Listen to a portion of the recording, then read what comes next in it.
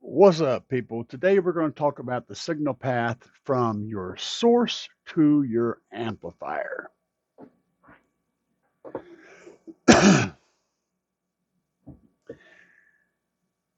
All right, so starting out with the source unit, you got the little plugs, the little RCA connectors where your RCA cable is going to connect. Those guys are pretty important because they get a lot of, you know, mangling, and if they get loose, break loose in some kind of way, here's your noise. Yeah, that can oftentimes be a source of noise. This is why you'll hear a lot of people talking about Tiffany style connectors. Tiffany style connectors are mounted on the material of the casing, and then there's wires running to those. The other board style or board mounted connectors are literally soldered to the board. And whenever you've got something that you're going to pull and jiggle around on that's so connected to the board by solder, we all know solder doesn't like to do this very many times before it does this. That's why the Tiffany style connector is better. Having said that, as long as that connection is still good, it's just as good sound wise. It's just not as rugged as a Tiffany style setup. So bear that in mind.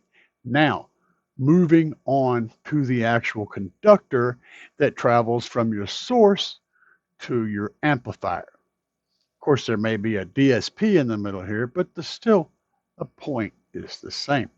So, what kind of wire should you get? What kind of RCA should you get? What brand RCA should you buy? These are the questions you're asking. Well, I'm going to give you the answer, but not exactly the way you want me to. I'm not going to tell you right away, go out and buy this brand, because that's not a good answer. What you have to understand about RCA cables is that it's essentially two conductors, sometimes three, most of the time two. And what those conductors are is a signal path and a ground slash neutral slash wire. It can all be the same wire. Sometimes there's more than one. Does not matter. As long as you have a shielding that's a grounded shielding running around the outside and that signal wire in the middle, protected with that shielding, that Faraday cage. A Faraday cage could be something as simple as a piece of tinfoil wrapped around your cell phone. Try it. Wrap your cell phone with a piece of tinfoil and try to call it with somebody else's phone. It won't ring. No signal. A little piece of aluminum foil wrapping the whole phone kills the signal. Yeah, it's pretty cool, right? So, same concept with an antenna wire. If you've got a RCA wire or antenna that's just running through the car, ready to pick up any trash that comes along in the airwaves, take it straight into your amplifier and amplify that, now you've got noise. How do you fight noise? Well, from the word go, having shielding around it to protect that signal wire is going to be a big deal. That's where 90% of that's going to come from. Also, having a nice hot signal going through there that you're not having to amplify as much. If you do pick up some noise, that noise is going to be far down below the signal you're running, so it's not going to be as obvious. It'll only be really noticeable whenever the volume of the music drops or whenever it goes dead silent. You may hear the buzzies and huzzies and little whispery noises and stuff. That's still a problem, but it's a lot less annoying than noise that's overtaking your music completely. So a hot signal coming out of the source unit or out of the first at the very beginning of the signal path, something that's going to really give you a nice hot 4, 5, 6 volts running back to your amplifier. That's one. Second one is shielding around that signal wire, because that is literally the first line of defense to stop noise from getting to that signal wire. That's two. Using a copper conductor signal wire. That's important because,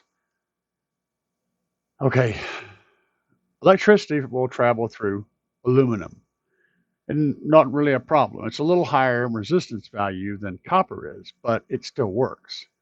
Aluminum is lightweight, it's inexpensive, and it's more flexible than copper.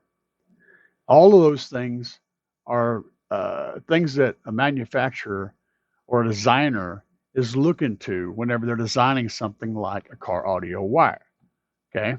Where a car audio RCAs or home audio RCAs, light, flexible, inexpensive, and good enough.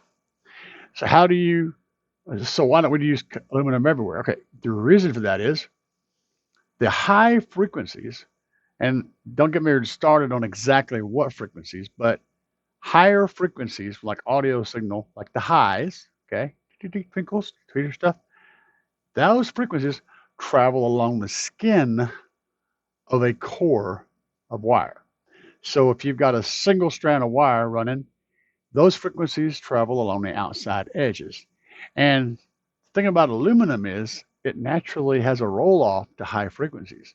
So if you just use a solid aluminum wire, you would notice that your tweets would be a lot softer and rolled off. So to compensate for that high frequency signal loss from that skin effect, they clad that aluminum with copper. They plate it with copper. That skin of copper allows those high frequencies to still mostly travel through acceptably. It's enough to make people happy, and it still significantly keeps costs down. More money for the manufacturers, okay? More money for the designers, the sellers, the resellers, the people that you order stuff from. Now, in a perfect world, you want to have a solid copper conductor down the center of that RCA, a solid copper signal path.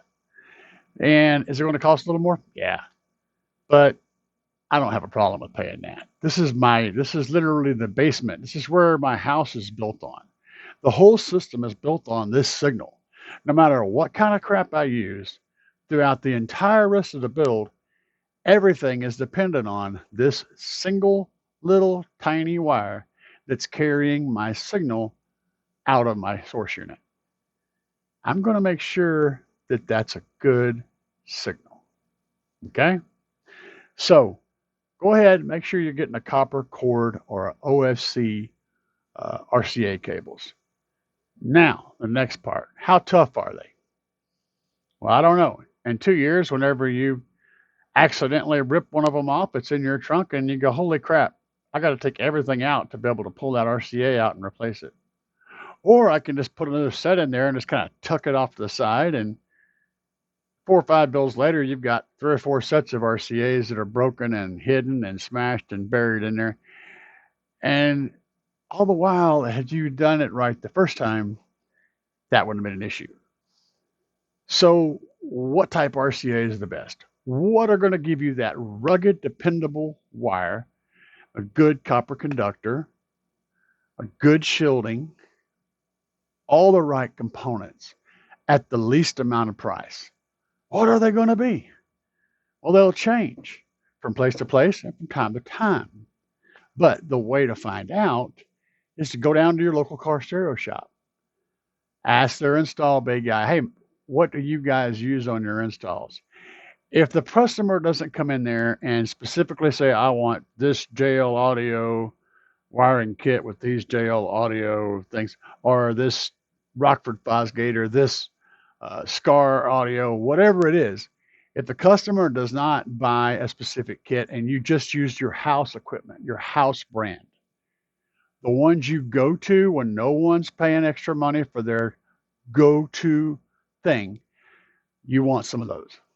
Okay? Tell them I want however many sets of RCAs you need, buy them from that. Buy those. I don't care what they are, buy them. The reasons are simple. The guys working in that install shop, the guys running that store, do not want to have to warranty labor. They do not want to have to warranty an install. They do not want to have to pay an installer to go back into a system and pull a bunch of crap out just to replace a pair of RCAs. How many times do you think a customer can come in with a bad pair of RCAs that cost hours of work to replace and fix properly, all right, before the owner takes that batch, that brand, and throws them as far as he can and never wants to see them again? Now, here's the thing. Whatever they're using, no matter how cheap it might be, it has proven itself time and again to be reliable and not have people coming back with problems, to be noise free because no one wants to deal with that. They've proven themselves over and over again to give excellent results. This is the RCA cables you want to buy. And there's plenty of brands out there that are going to meet that criteria. But unless you're willing to go buy tons of them and torture test them all, you're not going to find out what they are. And it may look just like this brand. May even not look as good as this brand, but it's way tougher. The way you do that is you go buy the equipment that somebody else has already invested the time and money into thoroughly testing to the point to where it is the very basis of their livelihood to make sure it's the best it can be. And then you just buy what they're using. It's easy peasy. It's also going to be the least expensive and the best results in one package. It's the best thing your money can buy, best bang for your buck. Car Audio Shop, grab their house wire, run those. They will give you good results every time. Now, if you want to go and purchase a complete JL audio system, a complete Rockford Fosgate system, a complete Memphis Carter, whatever it is, you've got kicker, it don't matter. And you go, I want to use the wire that, that JL audio wire. All the wire that all these guys use is made by Stinger. All right. At least it was a few years ago. That's not a bad thing. Stinger is well known for making good quality products. Absolutely. But you're going to pay more for it, especially when it's got a JL branding or a Rockford Fosgate branding on it. And it's the same wire as a Stinger. So if you're wanting to buy that caliber, just buy a Stinger wire. But you're going to pay much more for that than you will buying the house wire. I'm telling you.